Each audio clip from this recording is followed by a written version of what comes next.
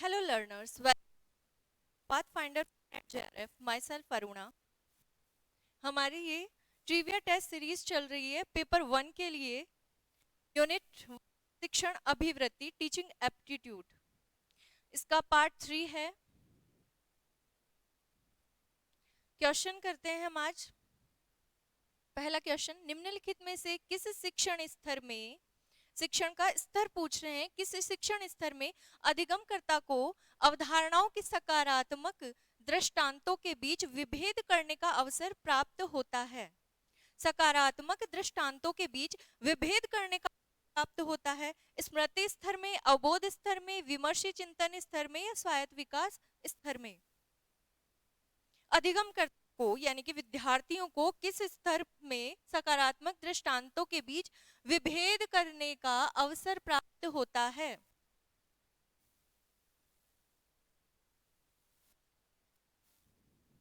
इसका आंसर है अवबोध स्तर में। नेक्स्ट क्वेश्चन, क्वेश्चन नंबर 2, शिक्षण के दौरान किसी शिक्षक के वे कथन, किसके दौरान? शिक्षण के दौरान जब शिक्षक पढ़ा रहे हो तो ऐसे कौन से कथन, वे कथन, कौन से कथन जो विद्यार्थियों को स्वयं या दूसरे के किसी उत्तर को सविस्तार प्रतिपादित करने के लिए प्रोत्साहित करते हैं, क्या कहलाते हैं? शिक्षण के वे कथन जो किसी विद्यार्थी को स्वयं के या किसी उत्तर को सविस्तार प्रतिपादित करने के लिए क्या करते हैं? प्रोत्साहित करते हैं। क्या कहलाता है? ऑप्शन ए संरचना, ऑप्शन बी अनुदेशात्मक विविधता, ऑप्शन सी प्रक्रिया में संलिप्तता, ऑप्शन डी विशेष प्रच्छा।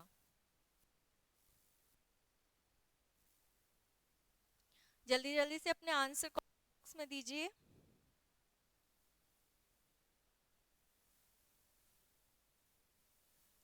इसका आंसर देखते हैं, ऑप्शन डी विशेष प्रच्छा, प्रॉबिंग।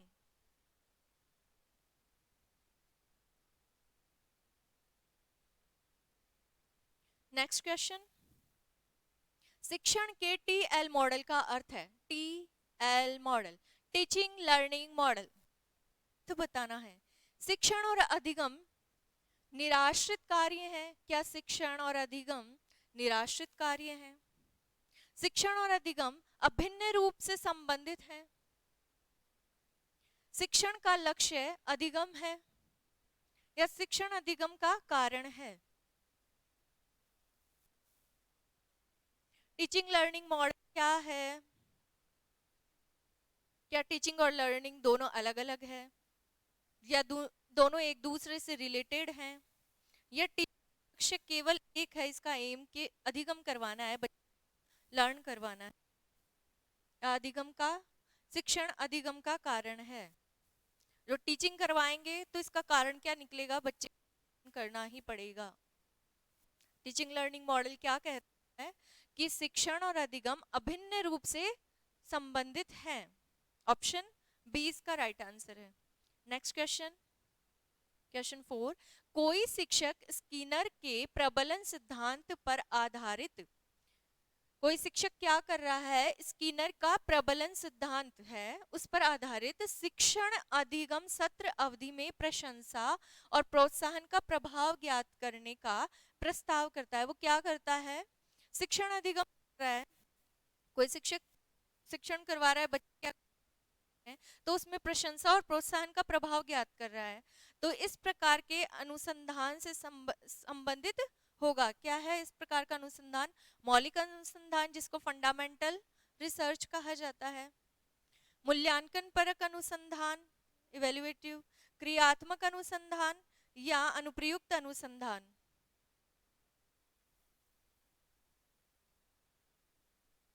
ये आपको लगेगा कि रिसर्च में है, लेकिन ये रिसर्च और टीचिंग एप्टीट्यूड दोनों को मिक्स करके बनाया गया क्वेश्चन है। टीचिंग मॉडल भी इसमें पूछ लिए स्किनर का। इसका राइट आंसर है अनुप्रयुक्त अनुसंधान, applied research. Next question, question number 5, निम्नलिखित में से किसके संवर्धन से शिक्षण कार्य प्रशिक्षण और अनुबंधन से भिन्न है। किसके संवर्धन से शिक्षण कार्य प्रशिक्षण और भिन्न होगा? अनुशासित अभ्यास से, आलोचनात्मक चिंतन से, स्थिर साहचर्य से, या तथ्यों में प्रवीणता से?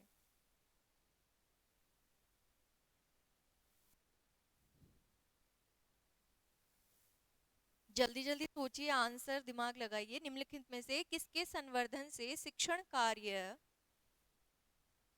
प्रशिक्षण और अनुबंधन से भिन्न है?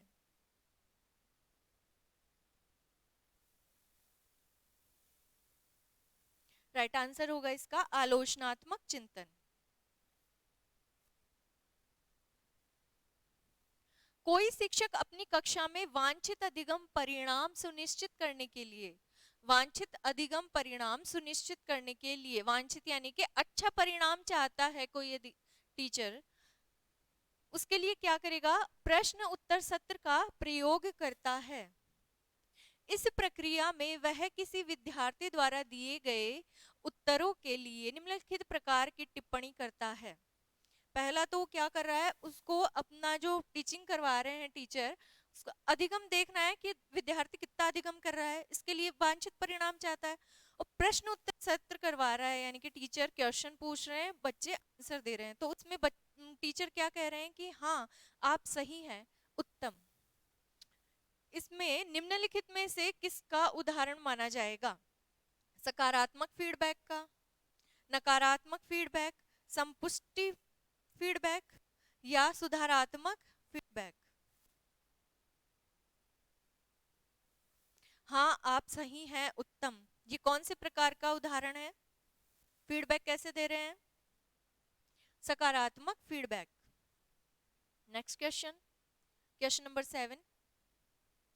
यदि आपके विद्यार्थियों की पहचान निष्पादन तत्परता स्तर की दृष्टि से अक्षम है, विद्यार्थी कैसे हैं? अक्षम है किस चीज को सीखने में, किंतु वो इच्छुक हैं के रूप में की जाती है, तो उसके लिए निम्नलिखित में से कौन सी शिक्षण विधि? बच्चा अक्षम है लेकिन सीखने के लिए वो इच्छुक है, तो उस ऐसे बच्चे के लिए कैसी विधि अपनाएं, कैसे शिक्षण विधि अपनाई जाए? कौन सी उपयुक्त मानी जाएगी? शिक्षण के दौरान चुनौतीपूर्ण कार्य देना। कैसे बच्चा कर नहीं पा रहा है लेकिन वो सीख रहा है, सीखना चाहता है, तो उसको डायरेक्टली चुनौतीपूर्ण कार्य दे दें, या फिर उत्तरदायित्व और मान्यता साझा करने की गुंजाइश प्रदान करना, को सबसे पहले। तीसरा है निकट के पर्यवेक्षण के साथ प्रतिपालन और मार्गदर्शन, मार्गदर्शन दिया जाए उसको, या पहले उसको लघुपदीय प्रस्तुतियां जिसमें त्रुटिहीन कार्य एवं प्रबलन की बारंबारता हो।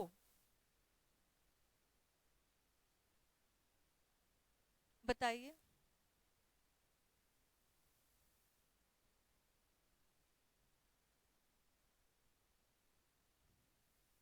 इसका राइट ऑप्शन है ऑप्शन डी, छोटे कार्य देंगे जिसमें त्रुटियां कम हो, छोटे छोटे भागों में कर सके उसको, और प्रबलन प्रदान करेंगे, उसको प्रोत्साहित करते रहेंगे।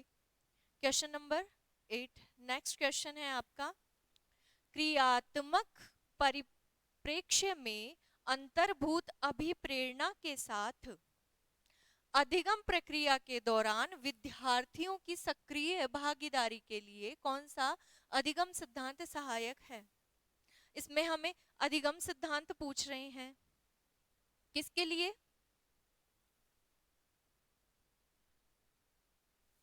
अधिगम प्रक्रिया, विद्यार्थियों की सक्रिय भागीदारी। वॉटसन का एसआर सिद्धांत, स्किनर का प्रबलन सिद्धांत, या वाइगोत्स्की की रचनावादी सिद्धांत, या कोहलर का अंतर्दृष्टि सिद्धांत? बताइए राइट आंसर।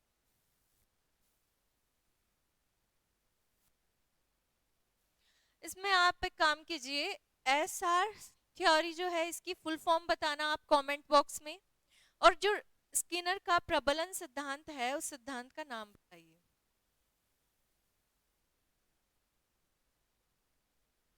इसका राइट आंसर है वाइगोत्स्की का रचनावादी सिद्धांत। वाइगोत्स्की का जो रचनावादी सिद्धांत है उसको जॉन ऑफ प्रॉक्सिमल डेवलपमेंट कहा जाता है? कौन सा सिद्धांत है? Z. Second last question, question number 9। मूल्यांकन के परिणामों को प्रस्तुत करते समय कॉलेज शिक्षक ने अपने विद्यार्थियों द्वारा प्राप्त किए गए अंकों, मूल्यांकन के परिणामों को, उनका रिजल्ट जो वो दे रहे हैं शिक्षक, तो वो क्या कर रहे हैं, जो अंक हैं उनको, उन अंक के स्थान पर कितने नंबर आए हैं उसके स्थान पर वो क्या कर रहे हैं, दशमक श्रेणी, दशमक श्रेणी यानी कि परसेंटाइल, परसेंटाइल का प्रयोग किया गया। इस प्रकार के मूल्यांकन को क्या कहा जाएगा? जब रिजल्ट देते हैं अंकों की बजाय जब परसेंटाइल में देते हैं तो वो रिजल्ट कैसा होता है?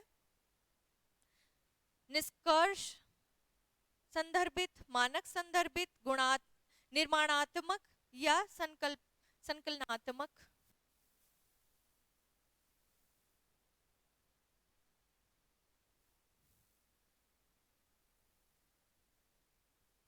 परसेंटाइल में कौन सा रिजल्ट आएगा आपका? नेट जेआरएफ का रिजल्ट आएगा ना परसेंटाइल में। तो कैसा मूल्यांकन है? मानक संदर्भित, नॉर्म रेफरेंस्ड, नॉर्म रेफरेंस्ड। ठीक है, आपका रिजल्ट आएगा नेट जेआरएफ का, वो परसेंटाइल में आएगा। लास्ट क्वेश्चन आज का,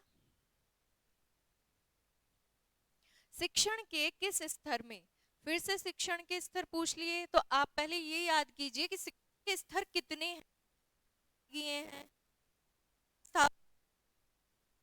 विशेषताएं क्या क्या है। शिक्षण के किस स्तर में संरचना, निर्देशन और विद्यार्थियों के व्यवहार का निकट से पर्यवेक्षण करने की गतिविधियों की प्रबलता होती है। संरचना, निर्देशन और विद्यार्थियों व्यवहार, इसको कहां से देखें, निकट से पर्यवेक्षण करने की गतिविधि की प्रबलता होती है।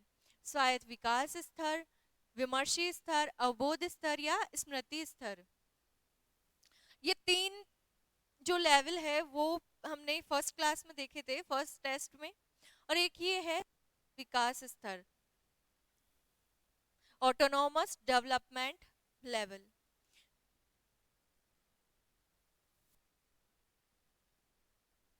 इसका आंसर तो हम देख लेते हैं, ये निकट से कर रहा है, पास से बच्चे को ऑब्जर्व कर रहा है, उनको सिखा रहे हैं, तो इसका आंसर होगा स्मृति स्तर।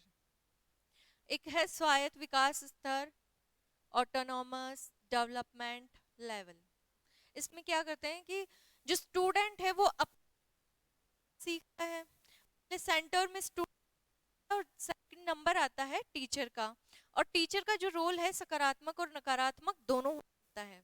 आगे के क्वेश्चंस में इनकी और भी हम थ्योरी क्वेश्चंस करेंगे, तब आपको और अच्छा। आज हमसे जुड़ने के लिए, ये टेस्ट देने के लिए बहुत बहुत धन्यवाद। आगे हमसे ऐसे ही जुड़ते रहिए, अपने जीवन में नई चीजें ऐड करते रहिए, पढ़ते रहिए।